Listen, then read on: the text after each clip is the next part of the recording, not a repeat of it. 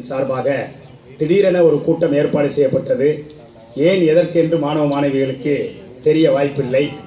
ஆசிரியர்களுக்கும் கூட நேற்று தான் தலைமை ஆசிரியரிடத்தில் தொலைபேசியில் தொடர்பு கொண்டு சொன்னபோது, நான் தேர்வு பணிக்கு செல்ல இருக்கின்ற காரணத்தினால் பொறுப்பு ஆசிரியர் இருப்பார்கள், மற்ற உங்களை தொடக்கத்திலிருந்து வழிநடத்துகிற சத்யா போன்ற ஆசிரியர் பெருமக்கள் உங்களுக்கு வழிகாட்டுவார்கள் என்று உள்ளபடியே பெருமையோடு என்னிடத்திலே சொன்னார்கள்.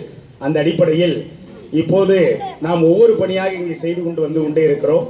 அந்த ஒவ்வொரு பணிக்கும் ஒவ்வொருவரும் உறுதுணையாக இருந்து இந்த பள்ளியை வளர்த்தெடுக்க வேண்டும், பெரிய லெவலுக்கு கொண்டு வரணும்னு பாடுபட்டுக்கிட்டு வர்றோம். அதில் முன்னாள் மாணவராக இருந்து எங்களுடைய முன்னாள் மாணவர் சங்கத்துடைய ஆலோசனை குழு உறுப்பினராக இருக்கக்கூடிய திரைப்படத்துறையில இயக்குநராகவும் இருக்கிறார், மிகச்சிறந்த கவிஞராகவும் இருக்கிறார். அவர் ஒவ்வொரு முறையும் தொடர்ந்து இந்த பள்ளிக்கூடத்துக்கு உதவி கொண்டே இருக்கிறார்கள்.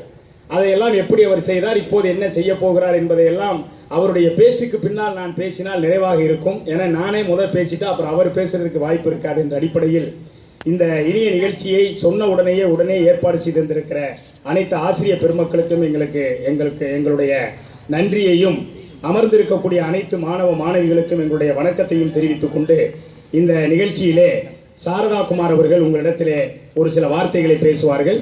அதனை தொடர்ந்து என்னுடைய உரை மிக சிறிய உரையாகத்தான் இருக்கும், பேருரையாக இருக்காது. மிக விரைவிலே இந்த நிகழ்ச்சியை முடித்து விடுவோம் என்று சொல்லி சாரதா குமார் அவர்களை பேசுமாறு அன்போடு அழைக்கிறேன்.